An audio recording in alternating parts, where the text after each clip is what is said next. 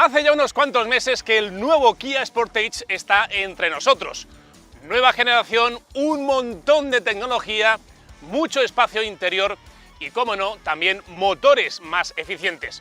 Lo he querido comparar, pero no me he ido a los modelos europeos, he ido un poquito más allá, algo más exótico, y por eso he quedado con este Toyota RAV4, un modelo japonés que también se ha puesto al día mínimamente este 2022 con un nuevo acabado, pero que estoy seguro que le va a poner las cosas muy difíciles a nuestro modelo coreano. ¿Cuál de los dos es el que va a ganar? Pues no te pierdas el final de esta historia.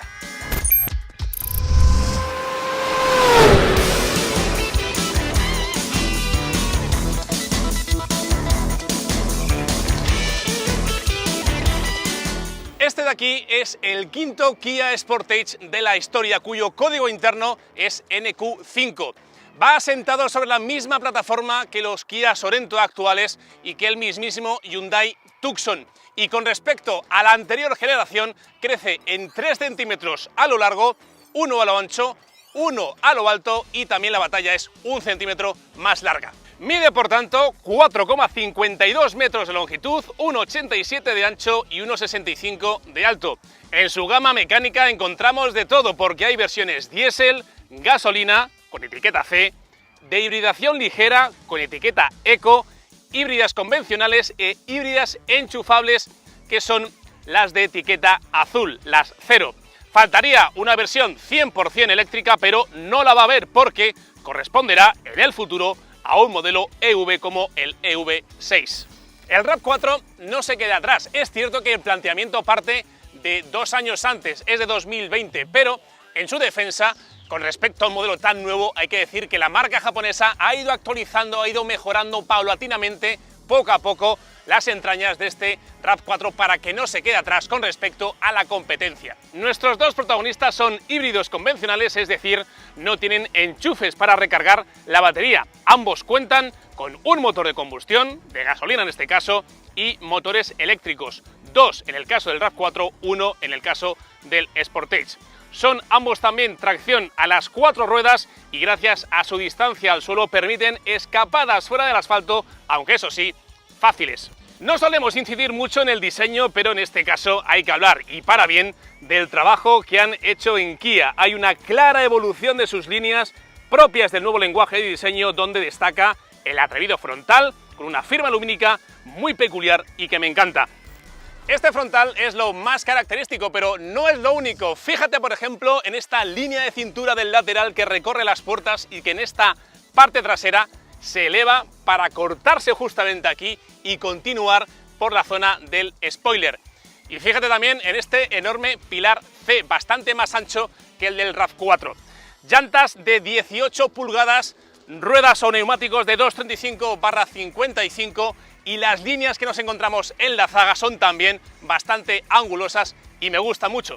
Enorme portón que da entrada o cabida al maletero y también fijaos en la parte de abajo con esta simulación de difusor, y lo más característico, lo más curioso es que han sabido camuflar, escamotear muy bien el escape, porque desde aquí apenas se ve, está ahí abajo, pero en cambio no tiene nada que ver este estilo, este diseño con la trasera del RAV4.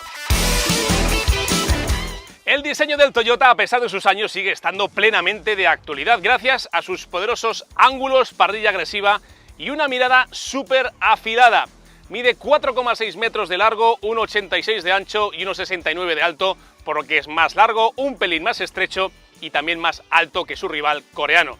La batalla es 1 centímetro más larga que el Kia, y en cuanto a llantas, esta unidad monta las de 19 pulgadas que soportan unos neumáticos un poquito más estrechos, 225/55.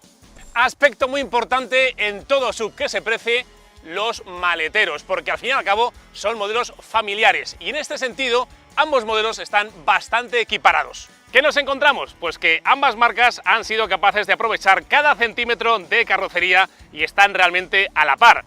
587 litros para el Kia, 1.776 con los respaldos traseros abatidos, 580 para el RAV4 con 1.690 litros con los respaldos traseros también abatidos. La altura de borde de carga es 1 centímetro más baja en el Toyota Y sí, el Sportage es bastante más ancho, pero para igualarlo, el maletero del Toyota es más profundo. Vamos a analizarlos un poquito más en profundidad. Si os dais cuenta, los dos ofrecen doble fondo y esta pieza que se puede retirar y que además ganas bastante volumen, pero que si quieres la puedes mantener porque aquí puedes organizar un poco las herramientas, llevar los triángulos, el kit antipinchazos, el remolque, el gancho del remolque, etc.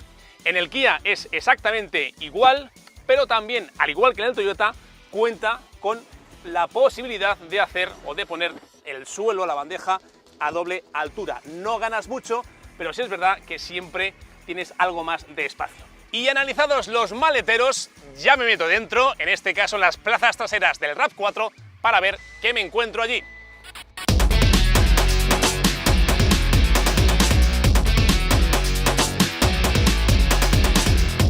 Las matemáticas no fallan y si este Toyota RAV4 es más largo en cuanto a carrocería y también tiene una mayor distancia entre ejes, pues es lógico pensar que es también más holgado, más amplio en esta segunda fila.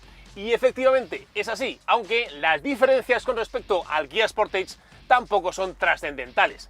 De hecho, los dos modelos están en la tabla alta, en la parte superior, en cuanto al segmento de los subcompactos. Dicho esto, aquí dispongo en este RAV4 de 1 centímetro más extra para las rodillas, 4 para los hombros, porque es bastante ancho, y 7 para la cabeza.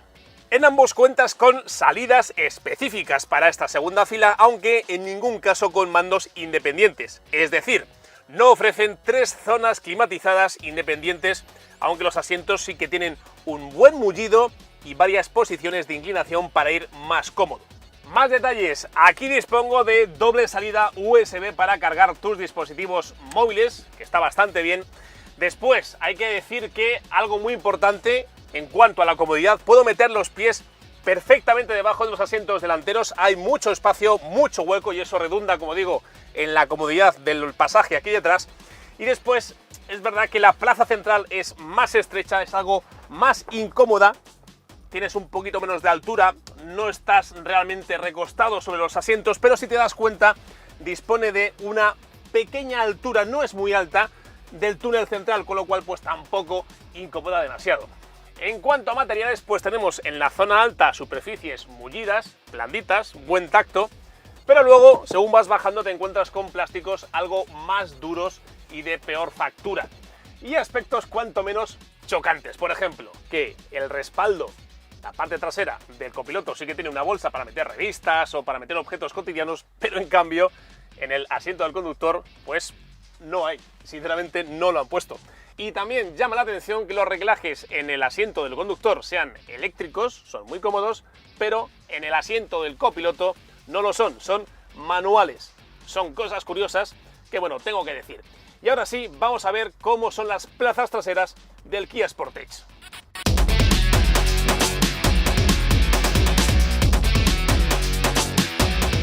Bueno, antes de meterme en las plazas traseras del Kia, tengo que hablar del acceso, porque es bastante más fácil, más amplio que en el Toyota, y simplemente por la apertura de puertas. Fijaos qué ángulo tan amplio se abre la puerta trasera, y eso favorece que me pueda meter con mucha más facilidad. Aquí dentro, ¿qué me encuentro? Pues unas plazas traseras muy amplias, aunque, por ejemplo, ya me di cuenta de que mi cabeza va casi rozando el techo. Ya decía antes que en el caso del Toyota son 7 centímetros más para la cabeza. Después, otros detalles. Al igual que en el Toyota, puedo meter bien los pies debajo de los asientos delanteros. En este caso sí que tenemos 2 bolsas para las revistas y los demás objetos. Las tomas USB están justamente en el respaldo de la fila delantera. Son USB tipo C, por cierto. Y después, algo también interesante. Tengo aquí una doble salida de aire, pero que sí que puedo regular la temperatura, cosa que no sucede en el Toyota. Más detalles, la banqueta es bastante más ancha, con lo cual mis piernas pues están como más asentadas, voy más cómodo, y después el respaldo, fijaos, es inclinable en bastantes más posiciones que en el Toyota, hasta el punto de que vas incluso más reclinado. En cuanto a materiales, más o menos están a la par ambos modelos, aunque sí es cierto que aquí me encuentro plástico duro en la parte alta, donde en el Toyota era, ya habéis visto, una superficie un poquito más blanda. Pero sí que tengo en cambio Por ejemplo, asientos calefactables aquí detrás, cosa que no pasaba en el Toyota. Y dos últimos aspectos, que no se me olvide, la plaza central, al igual que en el Toyota, es algo más estrecha, por no decir bastante más estrecha, más incómoda. Ya aquí sí que voy tocando con la cabeza en el techo, aunque también, como en el japonés, tenemos un túnel central que es mínimo, es muy pequeño.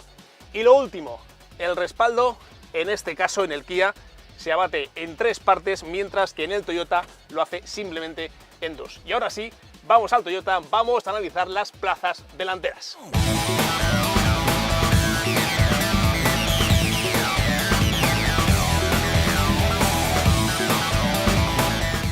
Salto de nuevo al Toyota y aquí sí que me encuentro ya con diferencias notables con respecto al Kia Sportage. Por ejemplo, simplemente en diseño, también en calidad percibida, la factura de este Toyota no es tan elevada como en el Kia Sportage, que tiene pues un diseño, unos materiales un poquito más trabajados, más modernos. Después hay detalles en los que te das cuenta de que ya los años han pasado por este Toyota y que no está a la última. Fijaos simplemente en esta pantalla, está a una buena altura, eso te permite no tener que retirar la vista demasiado tiempo de la carretera, pero la pantalla es de solo 8 pulgadas. Otro de los aspectos que me dicen que el tiempo ha pasado ya demasiado rápido para este Toyota RAV4 es la palanca de cambios. No tiene un mal diseño, efectivamente, pero ya es un elemento que ha quedado superado. Ya muchos rivales no lo tienen, tampoco lo tiene el Kia Sportage. Aquí el diseño no es malo, pero como digo, pues quita espacio, no deja diáfana toda esta zona, y yo creo que es un elemento que en el futuro RAV4 lo van a eliminar. Y antes te hablaba de la pantalla, fíjate en su resolución, es claramente mejorable, y de eso te vas a dar cuenta rápidamente en cuanto active las cámaras del exterior, porque cuando meto la marcha atrás y veo la imagen, se ve claramente que esta imagen pues debería tener una mayor calidad. Como veis, pues la imagen dista mucho de indicar con claridad los límites del coche. Luego, la instrumentación no es esa gran pantalla que tiene el Sportage, sino que recurre a los tradicionales relojes analógicos, aunque sí es verdad que entre ellos hay una pequeña pantalla que es muy útil cuando vas conduciendo.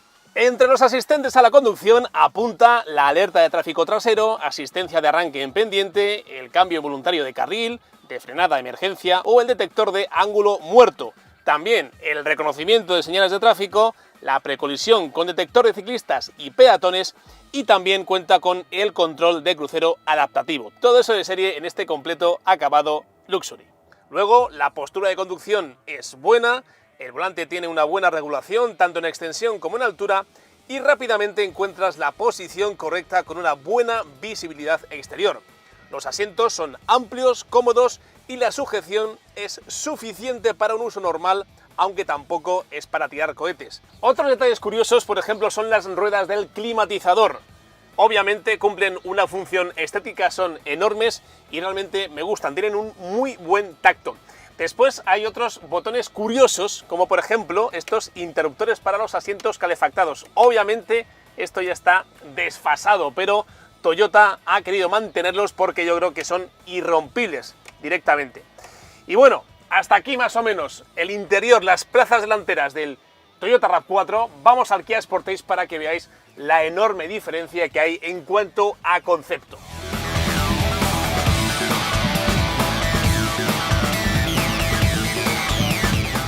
La evolución del Kia Sportage con respecto al anterior modelo es simplemente brutal.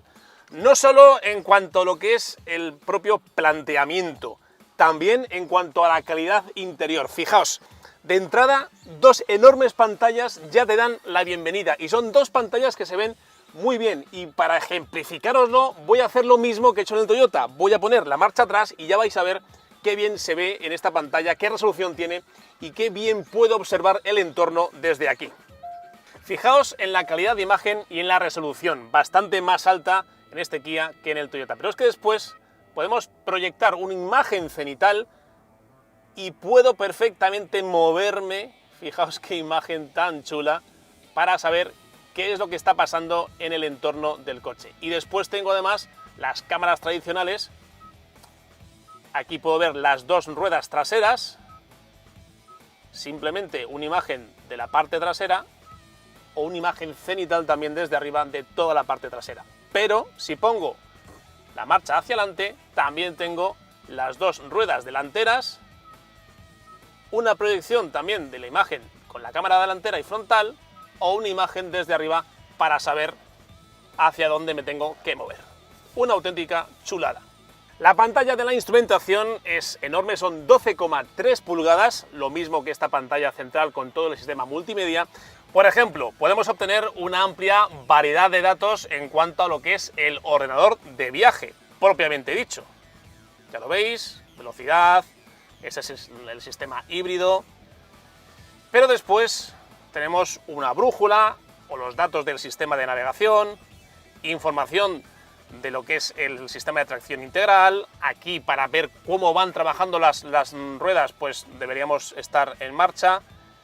Y aquí pues los asistentes a la conducción, como por ejemplo el identificador de señales de tráfico o de mantenimiento de carril. Pero después podemos cambiar la temática del reloj.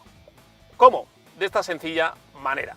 Vienes a ajustes, tema de disposición, y en el cuadro podemos elegir entre un clásico A, un clásico B, un clásico C y el dinámico. Hay mucha diferencia en cuanto a los mandos y la disposición de los mismos con respecto al Toyota. Como os he dicho antes, no hay una palanca como tal en este Kia Sportage, hay esta rueda que es la selectora de la marcha, pero después tenemos botones como por ejemplo el control de descensos, que no tiene el Toyota RAV4, este botón de auto hold, que sí que lo tiene el Toyota, lo que activa y desactiva los sensores de aparcamiento, y la cámara, que desde aquí pues puedo ver, como he dicho antes, todo lo que es el entorno del coche.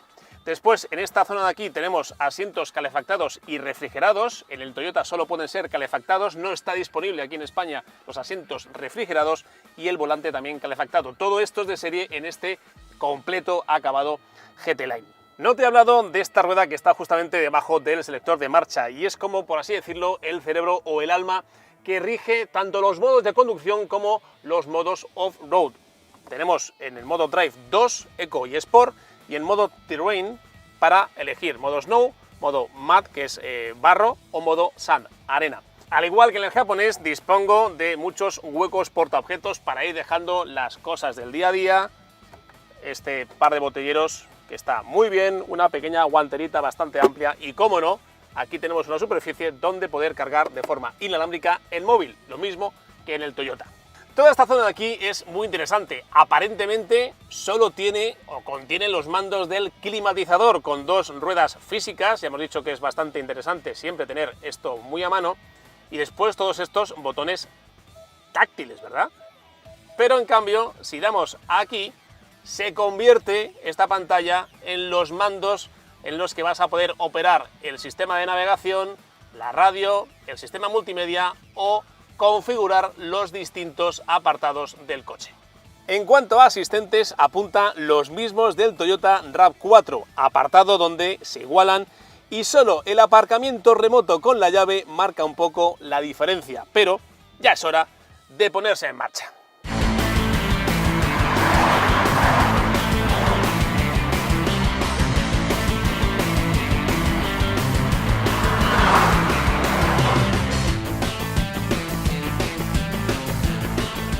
Me pongo en marcha justamente, como veis, cuando se ha puesto a llover. Hemos grabado las pasadas dinámicas y ahora justamente cuando voy a empezar a hablar de los coches, ¡pumba!, se pone a llover. Pero bueno, no es ningún problema, ahora empieza lo bueno. Y como no, tengo que empezar hablándoos del sistema híbrido de este Toyota RAV4. El concepto es muy parecido al del Kia Sportage, pero radicalmente distinto en el sentido de que este Toyota utiliza un motor de 4 cilindros, al igual que el Kia, pero es atmosférico, y de 2,5 litros de cilindrada, que es una barbaridad por los tiempos que corren, que siempre son motores más pequeños, como el 1.6, propiamente dicho, del Kia Sportage. Este es un motor atmosférico muy grande, que tiene una potencia suficiente y que se ayuda de dos motores eléctricos. Uno va en el eje delantero y el otro va en el eje trasero. Por tanto, es un tracción 4x4, aunque es verdad que el motor de combustión nunca va conectado al eje trasero. En total, entre el motor de combustión y los dos eléctricos dan una potencia de 222 caballos, más que suficiente para adelantar con seguridad y disponer de una buena capacidad de reacción y de respuesta. Este RAV4 está construido sobre la plataforma modular TNGA que actualmente tienen el Toyota Prius, el CHR y el Corolla, y ofrece un buen dato en cuanto a peso, y eso, evidentemente, favorece los consumos. Y empiezo realmente por el dato del consumo, del gasto medio, porque es el que más me ha sorprendido. Y es que este sistema híbrido está tan logrado, está tan bien puesto a punto, que en ciudad, donde los modelos y los coches híbridos tienen como más sentido, se benefician más de esa tecnología eléctrica, este RAV4 está logrando consumos irrisorios de 5,5 litros cada 100 kilómetros, algo que de verdad sorprende cuando te das cuenta del peso y de lo grande que es. Pero es que además, si sales a carretera, donde los motores o sistemas híbridos pierden toda esa fuerza o esa competitividad, pues está logrando unos consumos también bajos de 6,5 litros. Por supuesto, no tiene nada que hacer el Kia Sportage con este dato porque es más alto, simplemente.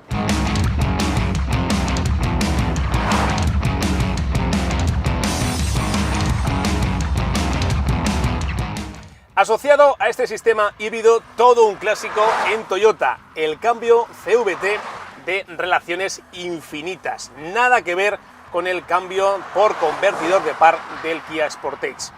La verdad es que después de muchos años trabajando de lo que es la electrónica, de cómo ajustar los parámetros, hay que decir que está bastante bien conseguido, que su funcionamiento es bastante suave, que a no ser que hundas el pie derecho a fondo, no vas a revolucionar el motor de combustión hasta las máximas revoluciones y por tanto pues te vas a evitar consumos altos, también rumorosidad, y eso, quieras que no, pues hace que la conducción sea siempre muy suave y muy confortable.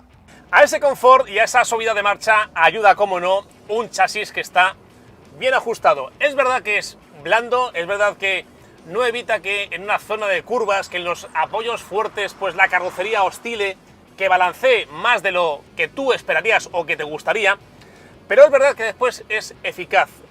Eso sí, te exige medir muy bien la velocidad de entrada en curva, porque si no va a aparecer un molesto subviraje, que tampoco va más, porque no es algo que te ponga en muchos problemas, pero sí que es verdad que muchas veces piensas que deberías tener un poquito más de agarre en el eje delantero. En resumidas cuentas, este Toyota RAV4 lo que te hace es invitarte a una conducción siempre muy serena, muy relajada, sin comprometer la física ni la estabilidad de este chasis.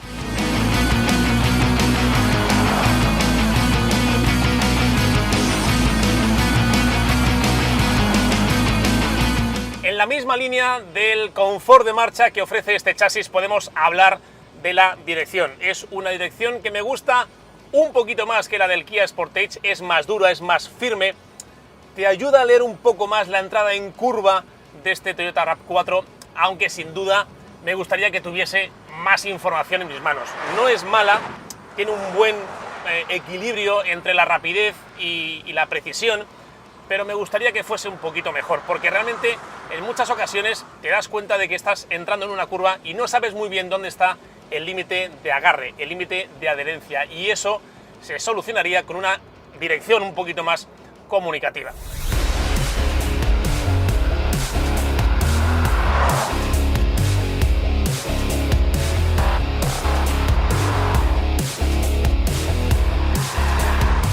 Pero en líneas generales, ya os lo digo, me gusta más esta dirección que la del Kia Sportage. Un aspecto que me gusta un poco menos con respecto al Kia son los frenos. No es que Toyota haga trabajar más su equipo de frenos, lo hacen bien. De hecho, la transición entre lo que es el freno regenerativo que va cargando las baterías y el freno mecánico, el de las pinzas y los discos, esa transición es bastante buena, muy progresiva, muy homogénea. No notas apenas que está trabajando uno u otro sistema. Lo que pasa es que me falta mordiente, y cuando a lo mejor estás elevando un poco el ritmo, pues sí que te gustaría tener ese mordiente a la hora de echar pie al freno. De hecho, las distancias de frenada que hemos medido en este RAV4 son un poquito más largas que en el Kia Sportage. 37,5 metros de 100 a 0 en este japonés, 36,9 en el coreano.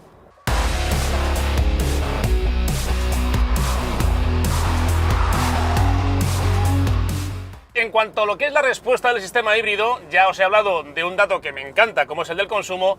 En cuanto a aceleración, tengo que decir que están muy a la par. Pero ha pasado una cosa curiosa. Hemos medido la aceleración de 0 a 100 en este RAV4 y en el Kia Sportage, y aunque este japonés acelera supuestamente más rápido, en 8,1, en la realidad hemos medido 8,6 segundos en ese sprint, mientras que el Kia Sportage homologa 8,3, es decir, 2 décimas más lento oficiales con respecto a este RAV4, pero en la realidad ha sido más rápido. Hemos medido 8,4, una décima más que el dato oficial. Y es que la respuesta se me antoja un pelín más perezosa en este Toyota RAV4. Tampoco son grandes diferencias, pero es verdad que si yo aplico a fondo el pie derecho, hay un pequeño retardo y lo vais a notar enseguida. Fijaos, 3, 2, 1, pie a fondo. Y ahora es cuando ya consigo la máxima potencia y empiezo a ganar velocidad de una forma bastante fácil, ¿no? Pero es verdad que en esos primeros instantes parece como que que hay un vacío de potencia hasta que responde todo el sistema híbrido. Eso en el Kia Sportage parece como que está más lleno en cuanto aplicas la máxima potencia, en cuanto hundes el pie derecho. Enseguida obtienes esa salida. ¿Y qué pasa si quieres escaparte un poco por el campo? Bueno, pues la altura libre al suelo va a jugar un poco a tu favor, son 190 milímetros, y hay que decir que esta versión con tracción a las 4 ruedas tiene un programa específico de conducción para fuera del asfalto que se llama Trail, y que lo que hace es ajustar el control de tracción para evitar esas pérdidas de adherencia. Lo bueno es que ahora las ruedas traseras pueden hacer más fuerza que antes y ayudar a salir de esas zonas un poco más o menos complicadas a este RAV4. Lo que no tiene, y me parece que es un déficit importante, es un control de descensos que sí que tiene el Kia Sportage. Y dicho esto, vamos a por el coreano y os cuento más detalles.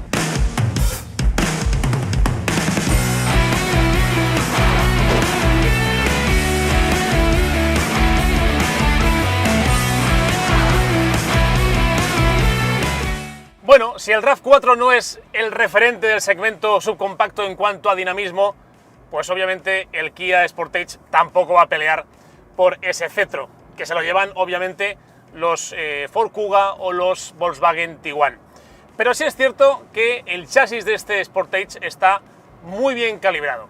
Y lo digo porque es un coche que ofrece también mucho confort, quizás no tanto confort como el RAV4, pero sí que es un poquito más dinámico que el japonés, y lo notas enseguida cuando pues entras en curva y notas cómo la carrocería no oscila tanto, no balancea tanto, permite un poquito más de precisión en los giros, y eso se agradece cuando, por ejemplo, estás subiendo un puerto de montaña, vas a esquiar, etc.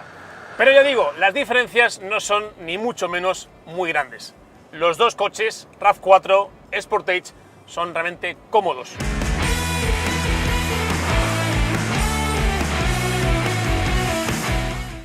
¿Cómo está compuesto el sistema híbrido? Bueno, pues tenemos un motor de combustión de 1,6 litros, es turbo, no es atmosférico como el RAV4, y que es ayudado por un solo motor eléctrico que va situado delante y que se ayuda de una batería de 1,49 kWh. Os preguntaréis, entonces, ¿cómo envía la fuerza al eje trasero?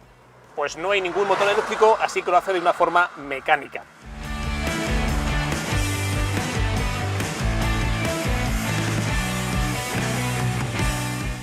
Otra de las grandes diferencias del sistema híbrido de este Sportage con respecto al RAV4, lo decía antes, es la caja de cambios. En este caso es una caja de cambios convencional por convertidor de par de 6 relaciones. Además, las puedes manejar si quieres de forma manual con las levas en el volante. También las tiene el RAV4, pero su funcionamiento es como más impreciso, no es tan directo como en este caso.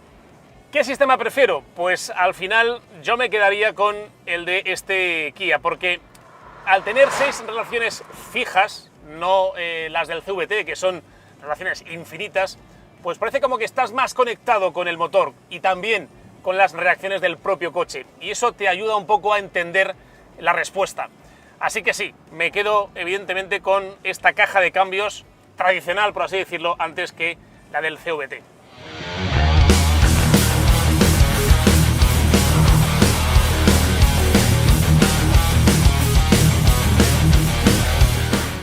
Hablamos de la dirección. La de este Kia me gusta menos que la del RAV4. Y eso que echaba en falta en el modelo japonés, que tuviese un poquito más de comunicación, ¿no? O que llegase más comunicación o más información a mis manos. Pues bien, en este Kia todavía echo más en falta eso. Es una dirección que la noto como más liviana, demasiado asistida, pesa menos, es menos firme que la del Toyota, y eso, pues cuando entras en curva, cuando estás elevando el ritmo, pues te hace dudar más, ¿no? Te hace preguntarte dónde está el límite de adherencia de las ruedas delanteras. Después es cierto que gira bien y que gira rápido, pero me gusta más el tacto que han logrado los japoneses a la hora de desarrollar la dirección del RAV4.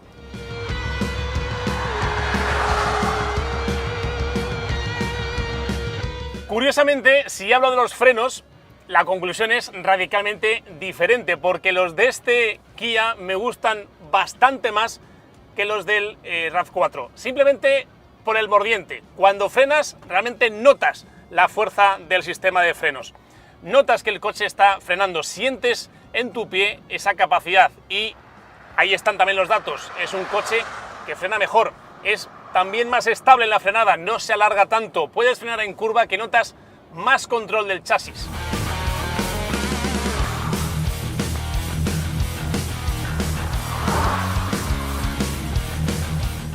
Y me queda hablaros del consumo, y como os decía antes, no hay ningún rival que esté o que lo haga mejor que el Toyota RAV4. Este Kia Sportage no hace nada mal, se queda en unos contenidos 6,7 litros a los 100 en una carretera, en una autovía más o menos. En ciudad baja ese dato hasta los 5,7, 5,8, pero evidentemente es que el RAV4, vuelvo a incidir, lo hace muy bien en cuanto a consumo.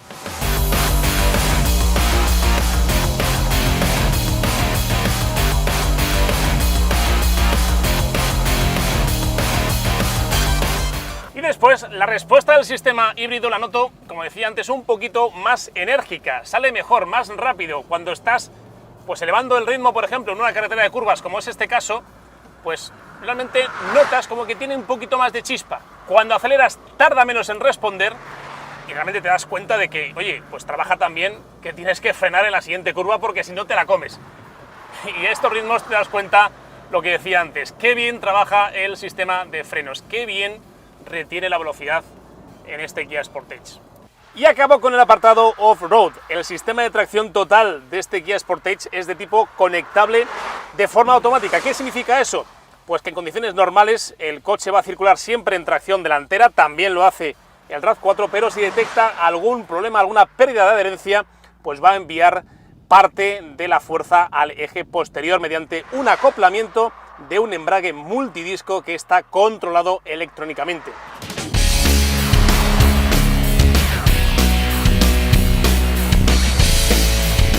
Llegamos al final de esta historia y hay que elegir a un ganador.